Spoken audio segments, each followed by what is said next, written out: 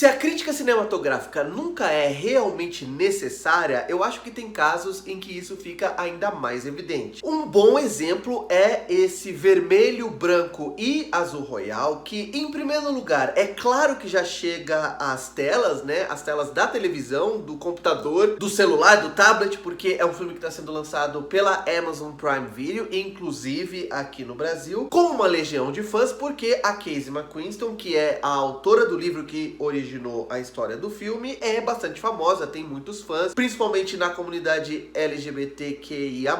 E além disso, como essa é uma comédia romântica que gira em torno de um casal homossexual, de um casal gay, ficar falando sobre como o filme cede a arquétipos, como o filme cede a clichês, a fórmulas que são bastante batidas no subgênero, é não só inútil e um pouco sacana também, porque se a gente passou tantos anos assistindo a filmes tão parecidos, tão formulaicos, envolvendo casais heterossexuais, por que a gente não pode ver filmes que também são formulaicos, que também são cheios de clichês, que também são previsíveis, envolvendo casais gays? Ao invés de assistir a um filme como esse e sentir cansaço de já ter visto muitos filmes parecidos antes, eu senti exatamente o contrário, que é, me manda mais filmes como esse, porque apesar de a história do filme lidar sim com as consequências de um casal gay sair do armário e como são pessoas poderosas, as consequências são muito altas, um filme exatamente como esse aqui só poderia ser feito hoje mesmo, né? A gente tá numa fase em que esses filmes são possíveis, então eu acho que tem que fazer o maior número deles que for possível, mas obviamente eu vou ter que falar aqui nessa crítica tanto de como eu me emocionei em alguns momentos, quanto de como alguns elementos cinematográficos, alguns elementos de roteiro, de linguagem, são sim previsíveis, são sim repetitivos, batidos, mesmo que eu reconheça que ninguém vai usar isso pra nada, e daí que o filme é desse jeito. Eu nem sei, pra falar a verdade, porque eu tô fazendo esse vídeo. O príncipe Henry da Inglaterra, Nicholas Galitzine, e o filho da presidente norte-americana, Alex Taylor Zacher Perez, tem, obviamente, sua vida vigiada 24 horas por dia. E quando o envolvimento sexual e romântico desperta entre os dois, eles vão ter que enfrentar tanto os próprios medos quanto os das populações americana e britânica. Histórias de amor já têm uma estrutura pronta, eles já chegam para o roteirista com um arco bem pronto dos personagens, porque é muito simples, né? Você escrever uma história em torno de um ciclo de relacionamento, então tem um momento em que eles estão se conhecendo, a paixão está se desenvolvendo, aí tem a hora em que a paixão vai se consumar, em que os personagens vão ficar juntos, tem aquele início do relacionamento em que tudo é mil maravilhas e que eles estão super apaixonados. Depois, algumas consequências do envolvimento deles começam a aparecer, algumas dúvidas, alguns conflitos, até chegar ao momento do clímax em que eles vão decidir se vão ficar juntos no final ou não, o que não é um problema. Se essa fórmula funciona, tudo bem. Eu acho sim que esse filme se aproveita de algumas formulinhas que eu já não acho tão interessantes assim, como aquela coisa do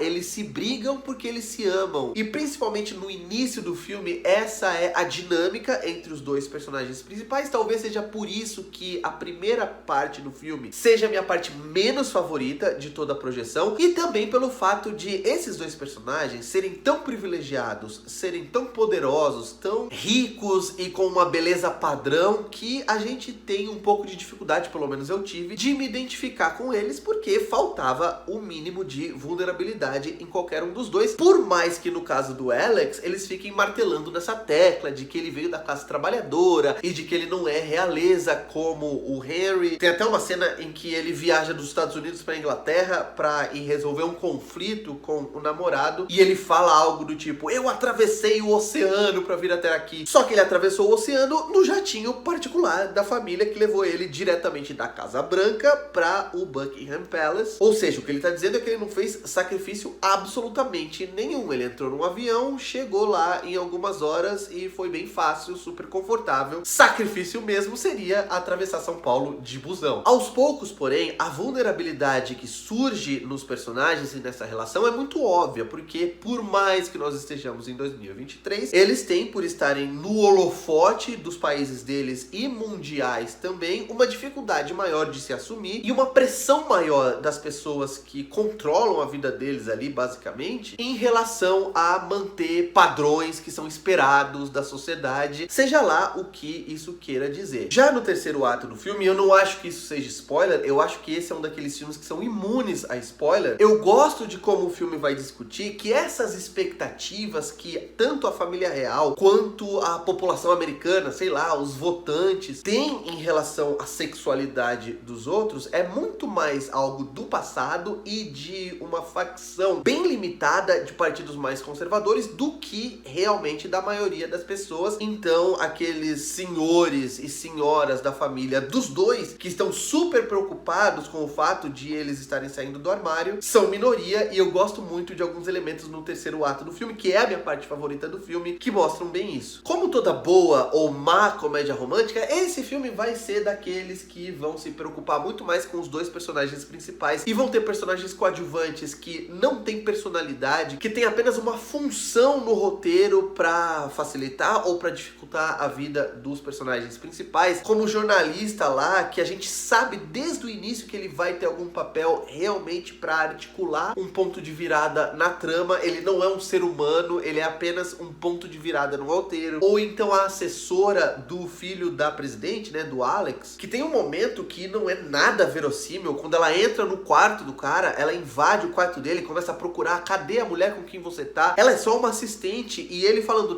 não, para, você tá invadindo minha privacidade. E ela continua, e a gente sabe que aquela cena que jamais aconteceria, porque aquilo é um crime, só tá ali pra gerar aquela tensão de ela descobrir que na verdade ele não tá com uma mulher, ele tá com um cara. Assim como boa parte das comédias românticas, boas ou ruins, esse filme também tem diálogos bem porcos, bem pedestres. Tem um momento, por exemplo, em que o Alex tá desenvolvendo uma conexão ali com a mãe, quando ela acabou de descobrir da bissexualidade dele, e aí ela fala, não, eu preciso te dar um conselho. E você acha que ela vai dar um baita conselho, e ela fala a maior obviedade do mundo. Ela fala, primeiro você precisa decidir se você realmente gosta dele pra saber se você vai querer ficar com ele ou não. Isso é óbvio. E por falar na presidenta, que é vivida pela Uma Thurman, eu acho engraçado que tem um momento que ela fala algo do tipo, não, eu não vou ser a primeira mulher que não vai se reeleger ao cargo de presidenta dos Estados Unidos. Então é legal que esse filme se passa numa realidade paralela em que os Estados Unidos já tiveram várias presidentas mulheres antes, e talvez isso explique o otimismo do ato final, que, como eu falei, é minha parte favorita do filme, principalmente quando eles olham naquela janela e eles veem que o Buckingham Palace está cercado por militantes, por pessoas comemorando com bandeiras LGBTQIA+,